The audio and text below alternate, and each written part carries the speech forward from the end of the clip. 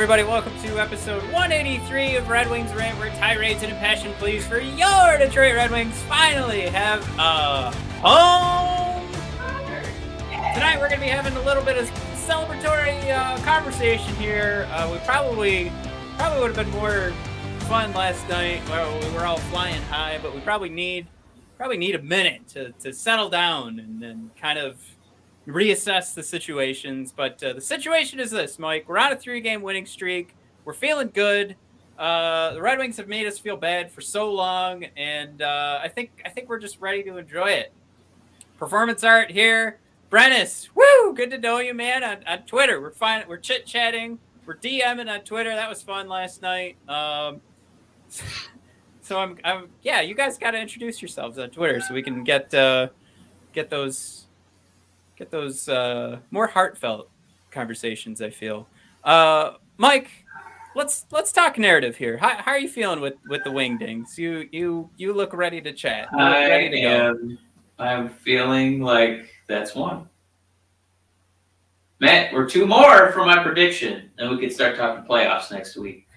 But this Oilers game, not only was it a lot of fun, the crowd was electric. Soap Dish, how you doing? I was reading The Athletic this morning when I was on the clock taking a dump, and it's exactly what that article deserved, because all it wanted to do was talk about, well, look at who they've played. They've played Columbus. They've played Chicago. They've played Montreal, all the crappiest teams in the league. And I'm like, I'm not going to play that argument, because they went toe-to-toe with Tampa Bay. They played really well against Florida. And now they've played really well against Edmonton. I don't think you can kind of just dock them for getting wins against teams they're supposed to beat. And I mean, maybe we didn't have, Oilers, top goaltender out there, as we saw from the little whoop-she-do behind the net that resulted in Larkin's goal. But I mean, Draisaitl's right there. Connor McDavid's right there. I mean, they weren't. This wasn't the Vegas game. Like, this was still buzzsaw for my purposes. This was still buzzsaw Edmonton. So I think this victory definitely counts. I'm not going to poo-poo it because of which goaltender was out there. And it for me, it wasn't 60 minutes of domination, but it did feel like, man, we're being opportunistic. And, Namestnikov, all of a sudden, I don't know if he's decided he's going to have a career year. Thank you, Brennis. The Caps game as well. And I hope the Wings don't forget the other Caps game coming up tomorrow that I'm going to be at to be part of that streak. But yeah, this didn't feel like a cheap victory. It felt like a solid all-around effort. It felt like a couple lines were actually getting good scoring chances. And, it didn't come down to, and I think this is something you want to touch on, Red Wing depth or Red Wings due for goals. Hopefully they're capable of scoring goals. But we were just leading on, Bertuzzi getting 3 goals or 4 goals. He didn't score any goals, and we still managed to come out on top against the Oiler buzzsaw. So it was encouraging, but I'm going to be fascinated if we get that Capitals win. And then I feel like the games, dare I say, get easier from Edmonton, because now it should be Washington, who, again, does not have a fantastic goalie situation. And then we go into the Blood Bowl against our rivals all of a sudden, Montreal, who has our number. So we're really close to saying the P word, Matt, but we need 2 more wins on the prediction trail. Can I just throw this out there too? Like, after the Canadiens game, like, there are some winnable games coming up after that. I mean, like, for sure, you'd want them all to be Arizona, but Arizona's included. But you've got the Blue Jackets, Stars, another game against the Golden Knights, and then Arizona are your next 4 games after the Canadiens. You have 4 very winnable games right there. This is that chunk of games. This will lead us like right into Thanksgiving, where they say that cutoff is like, all right, who's for real and who's not. And that's where we really want to make that assessment. And then we'll say, all right, even if we're in a spot, if we're in a wild card spot, do we still say this is for real? Do we say that there are too many things that are putting us in good favor? and I'll start the conversation. My thought with is this for real? Is let's not forget when we got blown out and we were down. Mike, you and I were discussing, like, let's not forget Dylan Larkin and Tyler Bertuzzi are out, right? And Right. when we have Larkin and Bertuzzi, we're like 5-1 and 2 right now or something like that. Yeah, I think 5-2-1. But yeah. 5-2-1. I mean, we're a much better team when we can actually put out the lineups that we're practicing with. And clearly, I mean, Yzerman picks these guys up. Blashill coaches them and puts them somewhere in his lineup because he sees a plan and has a strategy he wants to put in place. So when you can actually do what the coach wants to do, you can do what the GM brought players in to do, the games go better. And I know some of the argument right now is, like you mentioned, Mike, with Skinner last night, you're playing a rookie who's in his second game and he has that bonehead move. But I tell you what, Mike, that's an outlier. He played a pretty good game, and that move isn't going to happen to another goaltender for another 50 years. So you can look at that and say, you know what, we probably got, an extra goal there that we probably shouldn't have gotten. But, I mean, if you take a look at it, like, his numbers aren't damning at all. He walks away with a 2.49 goals saved above expected. So he's expected, based on analytics, to give up 5.49 goals. That's how good of a game we played against the Edmonton fucking possess the puck all night Oilers. All right? Yeah. This is, I mean, clearly a lot of what Edmonton does right is on special teams and the power play, but you're still playing Connor McDavid and Leon Draisaitl, who they split up into two different lines, and you were able to dominate from an expected goals for perspective for 3 periods. Now, those first 2 periods are some of the best 2 periods the Red Wings have played all year, and may I say, over the last few years. I mean, in a tremendous amount of shots, great chances at that, and they were limiting chances for McJesus. Okay, you don't just get that nickname for no reason. So I'm going to push back on everyone right now that's saying that we beat Stuart Skinner. Calm down. Skinner played an okay game. He played a good game. Fuck that. He played a good game. 2.49 goals saved above expected is a good fucking game. You can't tell me that another goaltender is going to come in and have a better game than that. That would be just one of the best games of all time, right? So for him to do what he did is tremendous. So let's just leave it at that, and I'll at least say this is a legit win for the Red Wings over the Edmonton Oilers. There were some missed calls for Connor McDavid, as there always are. For some reason, I think it's just because he's so fast and he's always moving his legs, so he's going to get pulled down the entire game. And so we learned last season, the NHL admitted to all of their finagling of penalties and how they try to match the game and make it more even. So yeah, we know those are all truths. So Connor's not going to get all the calls, and fuck it. I mean, we listed the 2 things that people are whining about, and I don't give a fuck. It's a real win. Brennan's thrown out there. We could have been up by 4 in the first if it wasn't for Skinner. I 100% agree with that. And I would go back to the Athletic and their beat writer. Because I feel like they're trying to be diplomatic and pragmatic and like, well, let's keep it in context to everybody. And I just...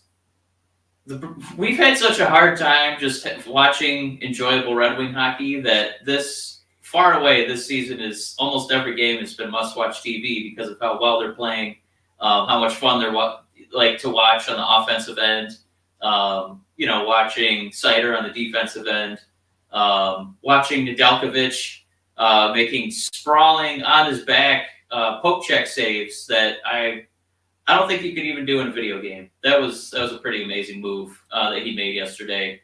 Obviously, a little bit of luck goes into that, right? But man, like the athleticism and the flexibility to make that move, that save, woo! That was incredible stuff.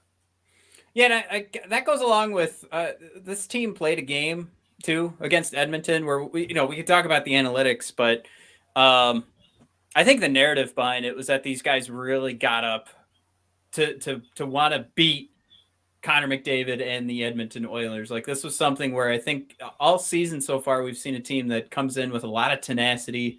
This it's a little cliche, but that never give up kind of style of play that we've seen, especially when you go back to that Florida game and everybody throwing chiclets on the ice to stop pucks. Like that's become like an identity so far for the Red Wings. But this game was something where, like, if I pull this up right now, I mean, your expected goals for per 60 leader last night, it's Giovanni Smith. Giovanni Smith was playing his nuts off in the offensive zone. And again, that's a goals for per 60, expected goals for per 60. So is Giovanni getting a ton of minutes? No, but when he was out there, he was taking advantage of every single goddamn second. We saw him out there moving the puck around and dangling like he hasn't done all season. So this is I don't know how many folds I'm going to make. I'm going to say it's like, it's twofold. You get the win, but clearly this wasn't one of those games where the Red Wings got outshot and outplayed and a goaltender had a bad game and we just happened to get the last goal that went in, or maybe it was an overtime victory kind of thing. This was something where these guys won this game and they fucking earned it. So again, for anybody out there making the pushback, I would say that's my final thought on it. This Edmonton game is a for real win. And I should apologize real quick. I just got off the helm with Winging It in Motown's Jake Rivard. And we kind of had the same discussion, but I was a little more timid because I like having guests on the show and I don't want to attack them. And I just hope he's not watching right now and feels like I'm attacking his opinion because he may or may not have come in with a pushback. I get where it's coming from. It's the responsible way to look at these games. But I'm going to say, especially while I have my brother here and not somebody else, that Mike, I can say stuff and you'll just, we'll go along with each other. So I feel safe. You're my spit it out, man. Blanket. Spit it out. What were you going to say? I already said it. This is a legit win. Yeah, I predicted it. I saw enough in that in the Vegas slaughter. I was like, well, this looks like a different team. So I guess we just win games now. So we're gonna win this one and that one too. Give me them all. Tomorrow is the game I have the least amount of confidence for. But if we win that, we can guarantee a Montreal win. That's just how I feel. This is. There's a lot of opportunity though. Washington's got a lot of injuries, like Vegas did. It's not on their top line, but most of their secondary scoring is feeling it right now. And they even have Vanacek, who is iffy for the game. And not that Samsonov is a bad backup option, but they're trying to figure that out. So I think, and I predicted as much. So our game preview is coming out in the morning, Mike. So you guys can all take a little bit a deeper look at the Washington Capitals and what their position and situation is right now. So that'll be coming out at 7 a.m. tomorrow for you. For anybody interested, just hit the subscribe button right now. And if you guys could too, real quick, just hit the like button while you're all watching. That would it does us a world of wonder for other people to find the show. But Patriots throwing it out there. Mantha's out tomorrow. But yeah, with their injuries piling up, TJ Oshie out as well. I think I predicted as much that this would be a multi-goal. How would you say that? A more than one goal victory? Man, I feel so stupid right now. We're gonna have more than one goal separating our victory from what the Montreal Canadiens, the Washington Capitals can put on the ice. That was the hardest sentence I've ever put together in my entire life. Yeah, it was hard for us to listen to. Let me tell you, Matt. I'm gonna say, I've been podcasting for like 3 fucking hours. I did review, talk with Jake Rivard from Winging It in Motown, and now I'm doing this. I don't want to get too crazy. I just emotionally, this is where I'm at. Where I'm just like, well, I guess we'll just keep winning, and I guess this will just keep happening now. But it kind of feels maybe 2006 Detroit Tigers is pushing it a little too far. Maybe like 2005. So just coming in with a good recommendation here. But like 06 was when when Curtis Granderson started coming up. That was when Verlander started coming out. Then you still had people like Pudge. You still had people like, Polanco. You had Guillen. So it was kind of this mishmash of rookies and young guys just kind of blossoming right at a good time. A la our boy Mo, Lucas Raymond, some Red Wings superstars here, and Bertuzzi, Larkin.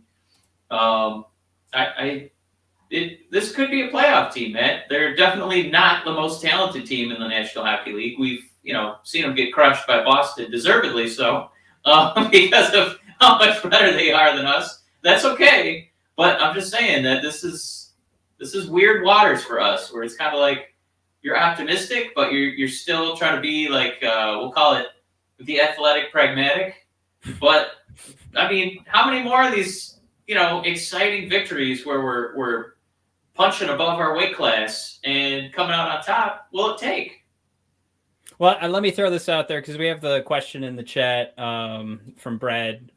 So here's the list of injuries, and Backstrom's no surprise. That's he's out indefinitely. But yeah, TJ Oshie still listed as out, and this is according to OddsShark, which I will tell you guys is legit like the best source for my injury updates. Like even NHL.com, I can't get like sure answers from anybody, but you go to a betting website and somebody's trying to figure out where they're going to drop their $100. They've got it locked down. So I will say I trust these guys, not with my life, but definitely with my hockey injuries. With your mortgage. You're right. With my mortgage. Got it. But yeah, Oshie listed out. Mantha. Dowd was just put on IR today. I mean, that's just a fourth line center, but it's still another guy where they've got to figure out who's going to get mixed into the lineup. And then Vanacek, who is listed as questionable, according to the Athletic beat writer for Washington. He was taking pucks today in practice. So Red Wings will once again be without Vrana. We will once again have a toilet bottom six. And, I think that should be on the injury report as well. Yeah, I mean, that's a legit conversation, too. And, hey, what's up, Timmy? That was easy. New viewer, go Wings. I appreciate it, Timmy. If you enjoy what's going on, give us a subscribe and a like. Now, I like that you brought up Vrana, Mike, because it was a point of conversation today. On Twitter for myself, I threw this out there to remind everybody that the That's Red what Wings... Twitter's for, Matt. It's a verbal solitaire. Glad you were out there talking to yourself. Nobody likes my stuff. It's at BOD Hockey for anybody who cares. Yeah. Mike, we are 7-5-2, right? Or wait, that sounds right? And Mike, we have a $68 million cap hit, which is the second lowest in the league, and we still don't have Jakub Vrana. Who are we giving credit to for this team that is undermanned and underpaid? Clearly, there's some credit that needs to go to all these boys playing together and saying, you know what, fuck it, we're gonna outplay whatever the expectations are. But Mike, somebody's getting him there. Somebody's in the room, and he's got a bald, shiny fucking head. Oh no, you do have a name in mind. So he's playing cards without a full hand, financially, talent wise, but god damn it, he's still got him fifth in the conference. Matt, are you going to put a little polish on Jeff Blashill? Look, I asked the question today on Twitter. How long do they need to keep up this pace before we see our first Jack Adams article coming from the Athletic? And look, it's the same story every year. It's not always the coach with the best team, number one, in the league standings, but eventually they just make this equation that the team that is down the most men but has the most surprising outcome in regards to points and standings. That guy gets the notice. So I just at least want to shout out that Jeff has made some great decisions, and I've done the shout out a few times, and I've made some people a little upset with those shout outs. But along the lines of at least saying he has quite the team to get above 500 right now. And by that, I mean, it's not the most impressive list of names, in NHL history. it's an understatement. But Mike, he made some amazing decisions that helped get us that win against Edmonton too. Maybe some easy decisions, but it would have been just as easy to go in a different direction and completely fuck things up. So I guess, I wanted to throw this in the conversation, but I know there's not too much to go off of right now because things could go the other way fast. But I think if this continued to the end of the season, I think you absolutely throw his name in that conversation. And that's based off of like what is routine for people who vote on the Jack Adams Trophy. Matt, I will say two things about that. One is last season, I think you and I, we tried to give him more credit because he kind of knew that, the Red Wings didn't have a lot of talent. So he just doubled down on the strategy where we limit chances for everybody. And hopefully maybe we'll win a few games 2-1 or 3-2. This year, he's definitely wildly opened up opportunities, and it's not turtle hockey anymore. They actually feel like they have a few guys who can score goals, at least on the first line. But I mean, as far as evolving strategy, or I think so finally of the Washington comeback in the overtime session when Ovechkin basically had a 3-minute shift because they were just waiting for him to touch the puck because, if he gets a shot in overtime, it's probably going in. And instead, Blatchel just had them essentially play keep away from him. And as soon as he was off the ice, that's when they went all in. Let's go, go, go, go. And that's when we got our goal. So little nuggets kind of like that. The way that he's kind of been juggling Nedeljkovic and Grice, like when he plays them, not just necessarily with the days off, but when he kind of feels like, we're going to play Oilers. We need a madman out there. Nedeljkovic, get out there, you crazy bastard. Let's just contort your spine into these wild saves. I feel like he's kind of been pushing a lot of the right buttons, and I've objectively got data where he had a contingency plan for the grade 8 himself, Ovechkin. So we gave him a lot of flack, and he deserved it. And I think now that he has some spots where he's definitely earning some credit, I think he should be noted like this. And Tristan dropping the line here, Blatchel showing way more emotion this year, and you can tell he's really connected to this group. Thrilled to have some skill on his bench. Yeah, Tristan, absolutely. He probably sleeps easy this season. He's got, you know what I mean? And then last point from Tristan is Blatchel always raves about the depth on D. Yeah. Performance are due with the great point. Like let's not forget that he has won at every level.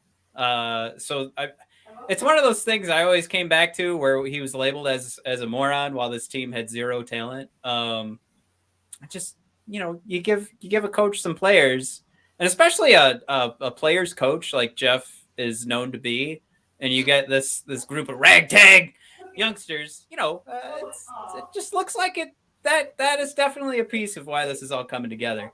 I will say I'm going to jump away from this point because Tristan brought something up about 10 minutes ago that just blows my mind.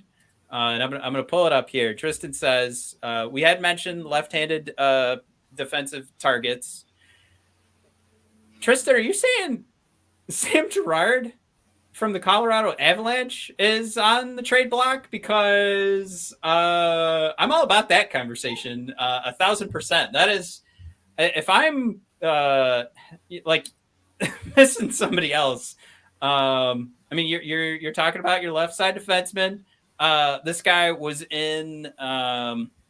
This is Norris conversation. So I could not believe when I saw that your comment was that Girard's on the trade block, because that I am all about. Brannis is saying he's confirming this. Tristan, yes, he is. I'd give up a lot. Mike, I'd give up a first-round pick. Woo! A Red Wing first-round pick?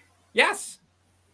I still can't do it. I'm still saving those for a center. I can't do it for a defenseman. I'm gonna wait on Edmondson. I'm waiting on Edmondson. I'm not doing it. I'm telling you, like that. If we're talking right now about like I don't know how jokingly we want to define it, but how close we are to having a playoff conversation come Thanksgiving, and if the Red Wings are still in that standings position, I think we can officially discuss it. That would be a major move, Mike. I mean, that's a legit, like, you can have the conversation. That's your top line left side defenseman for years to come. 23 years old. He's got a very reasonable cap hit at $5 million. And like I said, in the Norris conversation, and he's all about all of our favorite analytics over the last 3 years or last 2 years. So I'm confused as to why he's on the trade block. Man, I just don't think we're another defenseman away from contending. We need a center. All right, so Tristan's thrown out there. It's Byram that's outplaying him, and they don't want to have they don't want to put too much money on the defense. That is okay. I can definitely see that. That is a legit reason to move Sammy Boy, because Byram is. I mean, he's playing his nuts off right now. Is challenging Moritz Seider for the Calder Trophy. So yeah, that makes a ton of sense. But they don't they have a whole nother year for Byram too? Yeah, I wonder if this is a trade that's possible, but more possible, or like Colorado would just hang on to him and try and win those cups, and then maybe next year. But yeah, if you could have that conversation now, Mike, I'm telling you, you can't guarantee a first round pick is going to be an NHL caliber player. And Girard, again, I think at $5 million is super reasonable. He's super young. He's proved, he could play with Cale Makar. So I don't know. We haven't seen enough of Seider. And of course I've got the Red Wings beer goggles on, but if God, what the fuck am I about to say right now? I think he could keep up with Seider, and I think that would be just as good a pairing, in that regard. Do you really think that Yzerman, as he's watching this streak as well, and I think he's listening to the show, and he's like, yeah, maybe if we do get a couple more home victories, maybe we can use the P word. I don't think that Yzerman is about to just burn up all his assets on another defenseman. I think he's drafted good defensemen, and they're going to be on the cusp of joining the team. I just don't think that they want to give up draft picks for like a position of like excess for us. I mean, Tristan, that offer you're putting out there, if it's Rasmussen's seconds and thirds, yeah, I'm on board. There's no. And he threw in Emil Viro, another replacement left side defenseman for Colorado for the future. He looked good in the World Juniors, but I would say there isn't enough there to say that he's a for sure NHLer either. Do we have anybody on the block for a second line center? That's what I'm looking for. Or a first line center, if you're not ready to throw Dylan Larkin in there. To kind of go along with that line, I would, like this Rasmussen thing, I drop him like a bag of rocks right now. There's so many guys, I think, that in the next year, like Veleno could go right in that position that Rasmussen's playing right now, no problem. And I think next year you have Berggren as an option, and it's just like the list goes on and on. So Rasmussen, to me, absolutely, I would take this trade, no problem. Now, I think Soap Dish, the price would be too high, which, again, I said I'd give up a first-round pick. Soap Dish might be right, and that's not enough for Colorado. They might want a couple because Girard's got the proven track record. Now, Jared thought that was a little too steep to give up Rasmussen, a second, a third, and Viro. Again, I still think Viro is like I think that's probably market value. Like, they're going to want an NHL player. They're going to want a couple draft picks, and then a prospect. I think that's a pretty reasonable offer for that. I'll go with Soapdish. Soapdish says no way that's enough, and that's where I immediately was like, yes, absolutely, I'd take that. And that's probably where Colorado is also thinking the exact opposite. Who says no in that trade? Yeah, I would say Colorado. If I was Colorado, I would say no. All right, at least right now, right? Like that's not a trade that Colorado would need to make right now to help their salary situation, where they could just let's make something else work, kind of thing.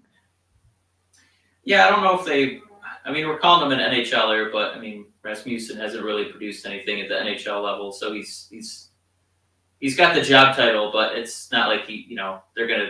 We just haven't seen it yet, so they're not really getting a productive guy. So they're getting 2 wild risks, and then a guy in Emil Vero where you're like, he's showing some flashes. So Colorado, I'll say this: if you guys want to think about it. For anybody listening, of course, the boys are having the chat in the comments right now. But I would say you probably have to be ready to give up a first-round pick. And maybe you want to play the game that it's next year's first-round pick, and you feel a little better about that. He's not quite Seth Jones, right? Like, what was he, 2 first-round picks, a second-round pick? Oh, my God. Yeah, that was Adam Bachfist? That was a way overpay. If we're going in if we need to do the formula for Seth Jones, it means we're giving up 3 or 4 first-round picks without, I would say, the level of talent that Seth Jones is at this point. That was. Because I mean, look, there's going to be other teams. There's going to be other NHL teams if Girard's actually on the block that will give up first-round picks, and I don't think Yzerman is willing to do that for 2022 or 2023, maybe 2024. But I don't know if Colorado's willing to look that far into the future, are they? I guess I'd have to do a little bit more digging to get more familiar with them, to have a better idea. Or maybe we should contact our Hockey Podcast Network compatriots. I don't know. Figure out where their head's at. I'll say this. Let's pull this up just for the sake of this conversation continuing, because I'm still all about this. But here's a good chart to kind of compare who I would say is the best defenseman right now and probably should be paid as much and isn't. But Cale Makar and Sam Girard, both on the same team there. I mean, you could see the difference is the finish while the two boys are on the ice. Cale Makar's off the charts for goals for per 60, and Girard's going in the other direction. But when it comes to your advanced analytics, is he doing what he needs to do and he's on the ice? Absolutely. Just the puck bounces don't appear to be going his way so far, which that is a guy I'm absolutely willing to bet on, and give, again, I would still say a very reasonable cap hit. Yeah. All right. Like I said, I don't hate it. I would burn my assets on center before Girard, especially with what Colorado's going to ask for. Now that is certainly a point of conversation I think we all need to get prepared for, though, is Rasmussen, and where I would say maybe a few other Red Wings and their length of time with the team could be shortened. I see that Robbie Fabry's being mentioned in there. Like you got to keep an eye on Fabry, Namestnikov, who's way outplaying what the analytics say right now. And how long those relationships are going to last for the wingdings. God, what did his shooting percentage get up to? Like 30? Oh my God! Yeah, I mean it's Namestnikov's is through the roof. It's ridiculous. Here, this is that same exact chart, but it's only Namestnikov. This not only looks funny, but it tells the whole story for Namestnikov so far. This is this season. Wow. That looks like an adult image there on the left. I like that. I know. Can you believe this? This is hilarious. Let me blow this up a little bit for everybody at home. You're looking at the goals for per 60. While it's way out of hand from an eyeball perspective, what we're watching on the ice, like that's not what we should expect from Namestnikov. It's still from a Zeke score perspective. So it's kind of like, you're breaking up the league into 3 parts. So Namestnikov's still only doing better than a third of the league. But when it comes to the advanced analytics, and you're talking about when he's on the ice, is he doing the right things? Are enough attempts and the chances are they looking like they're in his favor? And they're not. So this is one of those boys that I think is, if there was a trade that was out there and you don't believe that there's a playoff conversation to be had later this year, you got to get rid of Namestnikov. Even though, I don't want to. That celebration he had where he's pulling on the Wings jersey last night, that was beautiful. I absolutely love that. But if you are planning on moving him, this might be one of those things where you got to move him sooner rather than later. Now, I will tell you, Mike, I think I love Vladdy so much after last night that I'm willing to just hang on to him and not have to have this conversation of picking up a draft pick or two for Namestnikov. But if Stevie is in that I don't know, in that mindset where he is still looking to shop these guys and he's in tank mode, this is when you do Namestnikov in that trade. I mean, you're painting a pretty strong argument there. It just feels like this is going to be one of those guys that Yzerman's going to hold on to, contract-wise and effort-wise and emotion-wise and holding up the jersey-wise. I get where you're coming from. In fantasy hockey, this is a great spot to trade him because I don't think he's going to be scoring 28 goals this year. But it's nice to see him get on the stat sheet a little bit more. They keep bringing it up every broadcast when he gets another goal. They're like, "Wow, this is basically what he did last year plus one." Because it wasn't. Nobody had a really good year last year, but I don't think he's part of the long-term future, but he's fine. I think you were doing more cartwheels when we acquired him than I was, but I saw a guy that was he's a renaissance man. He can play anything and he plays it good, right? Speaking and then of fantasy hockey, he's can be a center, a left wing, or a right wing, so it's pretty valuable. Yeah. I wanted to jump into this part of the conversation here, at least when we're talking about moving guys and Girard, we're talking about Namestnikov, but I did see Eric Johnson throw in there. Are we giving up on every defenseman we have in the system? Because, and I'm wondering, Eric, if do you mean because we'd go after Girard, or if this means, do we have zero confidence in these guys? I would say that at least with Edmondson, there's nothing that I've seen from his game so far that has brought down my confidence that he's going to be a full-time NHLer. But there's a lot with everybody else that you've mentioned here. I don't know if there's a significant amount of data right now to say that any of these guys need to be they are unmovable. Is that right? I would say, I think you could safely say all of them except Edmondson are like prospect guys, and Edmondson seems like the one who's we're pretty confident that guy's going to be in the NHL, if not next year, the year after.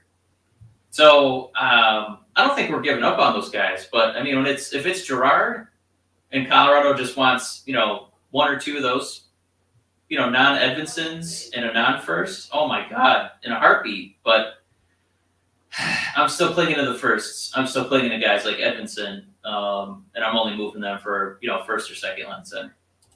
I gotta throw this out there because Tristan threw, and we changed the subject, but Namestnikov is a Russian Army knife, but he's a Russian Army knife. Now, some dishes throw it out there. Trading, this is in regards to making a huge splash, like for Girard. We need to temper our expectations. Stevie is playing the long game. I don't believe he's going to give up too many futures just yet. And I think that's an important part of the conversation. Like, this is twofold, though. At some point, you're going to make that change. And you don't want this to be like 8 years down the road where we're like, all right, Wallander finally made the team. So we're ready to make a big splash because, the prospects that we drafted 8-9 years ago worked out. And I'm exaggerating. So I'm kind of being a dick right now. So I do apologize. I take that back. But, at some point, you do want to just make one of these splashes, and I'm not saying this team is ready to gun it for the Stanley Cup, but in my mind, Sam Girard is one of those guys that you're looking or you're hoping one of these guys is going to turn into. So I just feel like you're crossing off one of the boxes. Like, and you're not even getting an old guy. It's not, I don't want to right now trade for a veteran, which I think that's a whole nother conversation where you're at the trade deadline, you're locking up a third or fourth line. Maybe you're getting like that third line center to make sure you're winning that extra face off in the playoffs kind of thing. Like, I don't want to have that conversation yet, but if I'm talking about like a guy that'll be a staple in our defensive pairs, I'm all about that trade right now. I will make that trade right now. I will make that free agent signing right now. But it's just, it's something too where I still see, you don't want to give up too much, but I'm all about that conversation. That trade, if that conversation happened, certainly I'm not giving up 8 guys and all of our defensive prospects to try and get Colorado interested, but I will play that game and give up a couple of them. No problem. Yeah, and I absolutely don't want to give up on prospects. And you are totally right. Was it Soap Dish who said that? I'm so sorry. Yes. Yeah, you don't want to give up on prospects. You are totally right, Yzerman, playing the long game. It's just when you have a winning streak like this and it doesn't feel like it's just a fluky, plucky bunch of guys got lucky on one night, and it kind of feels like, man, there's like an actual first line that other teams have to like game plan for and fear.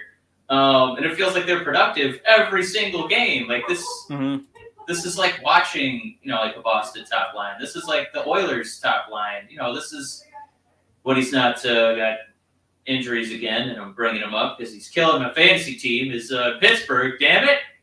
Come on, get a mask or something, dude. Come on, Crosby. It just feels like we have that top line. They haven't petered out yet, and it still feels like they're going strong.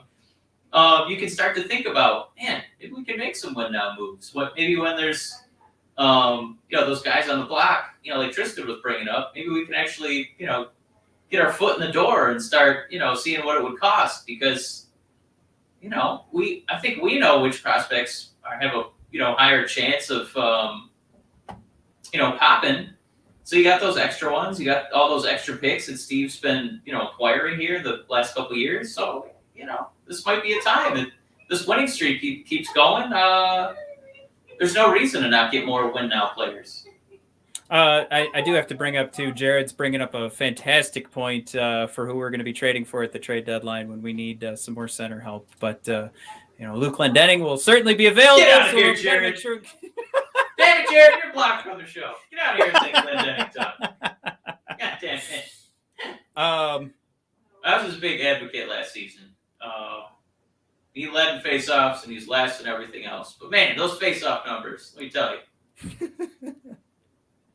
Now, I do want to address this, too. Eric thrown out there, Girard is 5'10", small for a usual Yzerman defenseman. I think there's space right now to fit in that type of defenseman to try and mix up what we're bringing out there, because a lot of teams that are finding success right now have that more mobile defenseman. So I'm all about maybe diversifying our portfolio a little bit, because what it looks like right now is you could potentially have a couple of 6'4+ guys in your top pairing, which is terrifying for any opponent. But at some point, you are looking to mix it up a little bit. Like that's what you see from those winning teams is a little more diversification between what each line's putting out there, what the D pairings are putting out there. And I'd still say I wouldn't cross that off the list just because we see a height that doesn't necessarily always match up with where Stevie's head is at. Because I think there's a legit argument to diversifying what you've got, just to make sure that it's not the same thing going out there for each line and pairing. Because you gotta make it more difficult for the other coach. You gotta make it more difficult for each line when they're out there and they're not just preparing for the same exact. I think I think you're right. Steve does. He has a type. But I think what he's trying to do is try to hit on one of these, Victor Hedman-sized players. And it looks like he may have done that on maybe 2.5 guys. And so We also know he took Lucas Raymond, who's not a large man by any means. So I know he doesn't play defense, but Steve has made room for a few, smaller guys. And if it's Gerard, I think he makes an exception. It just depends on what Colorado wants. Yeah, and I'd make the argument too. Like, you look, he made for the trade for Ryan McDonough in Tampa. I mean, that's the difference of like 2 inches. So, I'd say that's not statistically significant in my book. It's 2 inches for a defense. Yeah, 2 inches is huge. No, I'm telling you. No, oh yeah, God damn it! I'm so slow on the uptake. 3 hours of podcasting is not the way to do your 4th hour of podcasting. All right. What else did we have on the docket? I think we could save it for the next episodes. We'll prep you guys, but what we're going to show you guys, and Mike will have more time to look at this little graphic I made. But we've got all of the players, including Mike, who we already think is playing great, including Moritz Seider. All the players that will either be needed to step up or we're thinking that they're about to, based on what their expected statistics look like and where their actual statistics are. So there's a lot of conversation about Namestnikov dropping off, which rightfully so. A lot of conversation about Tyler Bertuzzi and his 90% shooting percentage dropping off. Of course. But there's a lot of room for other guys to step up. So you guys can look that stuff up yourself. We'll prepare you guys for that conversation coming up. And of course, we're going to be celebrating a 5-game winning streak come this Sunday. We have our preview for the Washington Capitals game coming out tomorrow morning. And then for the podcast listeners, you guys will get to have the Jake Rivard conversation attached to this episode. So that'll be coming up next. So just hang on tight. But for everybody else, we'll just have that coming out as a separate bonus episode for the YouTube viewers. You guys will be able to check that out as soon as I can get that edited, wrapped up, and put together. And it was a fun conversation. And if you're not following Jake, I believe it was Rivard NHL on Twitter, and then he's on Winging It in Motown. So he's a fun guy to talk to. We actually ended up realizing that we had all of these similarities in every content we absorb outside of hockey, which is pretty fun. So we get into a little bit of that too. Mike, any parting thoughts? I think my cat got on the hot mic there. You're just trying to rub it in my face that you still have a cat. Oh, geez. Too soon, man. On yourself. No, I'm just, I hope my prediction comes to fruition. And so far, it looks like the Wings are going to back it up. And, yeah, I'm pumped to be there. Yeah, and the Mitchell Stevens is on its way, too. Like I said, 90 minutes that I'm cutting down to 10. So I've at least separated everything I need to do, but the transitions and the music need to be thrown in there as well. So the Mitchell Stevens is coming. Sorry, Tristan. It's on its way. All right, AGM Patriot. Thanks, guys. Let's go Red Wings. Same to you all. Thanks for letting us come out without any prep, and you guys all still tuned in, so I really appreciate it. We'll see you guys celebrate that 5-game winning streak coming up on Sunday. All right. We're bringing up the P word. Yeah. Can't wait. Woo! All right. Have a good one, everybody.